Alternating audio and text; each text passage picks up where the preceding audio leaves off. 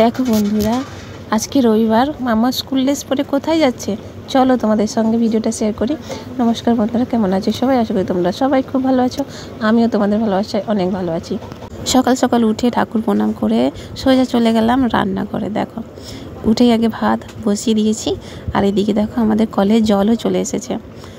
তারপর যেহেতু তাড়াতাড়ি একটু উঠে গেছি, খিদে তো লাগবেই। তো আর এদিকে দেখো আমার বর এনে দিয়েছে পাউরুটি দুটো, তো চলো ওটা রেখে দিই। তো তারপরে দেখো মাছ এনেছিলাম, ডাটা আলু কাটা হয়ে গেছে, সবজি কাটা হয়ে গেছে ভাজার জন্য। তো এক এক করে সব কিছু রান্না করে নেবো। আজকে একটু তাড়াতাড়ি উঠে রান্না করছি। তো প্রথমে তেল কড়াইতে দিয়ে মাছগুলোকে ভালো করে ভেজে নেব।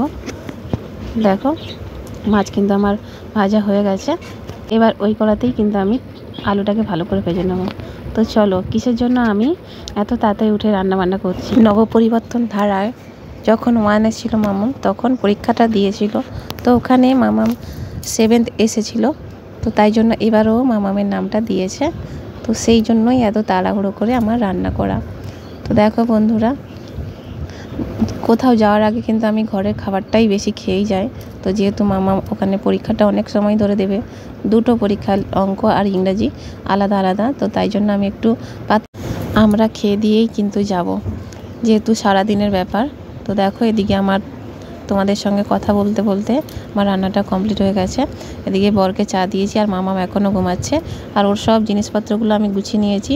শাশুড়িও চা খাচ্ছে, তারপরে আমি আমার শাশুড়ি টিফিনটাও বেড়ে দেবো। একদমই হয়ে যাবে আমার সবগুলো কাজ। তো আমরা খেয়েও নিলাম আর শাশুড়িকে টিফিন বেড়েও দিলাম।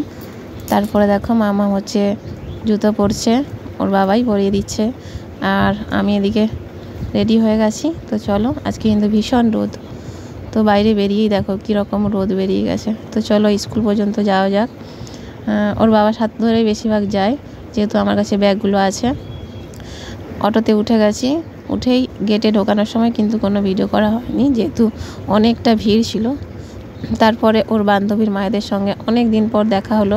আমি যেহেতু স্কুলে যাই না খুব একটা, ওর বাবাই দিয়ে আসে, নিয়ে আসে, তাই জন্য ওদের সঙ্গে দেখা হলো, একটু গল্প হলো। তারপরে স্কুল থেকে বেরিয়ে আমরা চলে আসি শিয়ালদার পথ ধরে। তো এখানে একটা কাকুর কাছে নিয়ে নিলাম পেয়ারা, আর মেয়ের জন্য নিয়েছিলাম বেদানা। এই দেখো এটা শিয়ালদা স্টেশন। তো স্টেশনটা তো অনেকটাই বড়, তোমরা যারা এসেছো তারা জানো।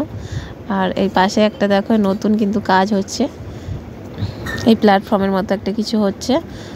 তারপরে এই যে ভুট্টা দোকান, অনেক কিছু দোকান আছে।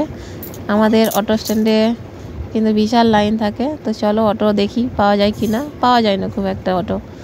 তো এটাও নতুন খুলেছে, নতুন না অনেক দিনই হয়েছে, আমি হয়তো প্রথম দেখছি। তো তারপর দেখো অটোতে করে বাড়ি আসার পথে একটা দাদাভাই দেখো এত সুন্দর বাইক চালাচ্ছিল, মানে ভিডিও না করে থাকতে পারলাম না। অনেক ধন্যবাদ।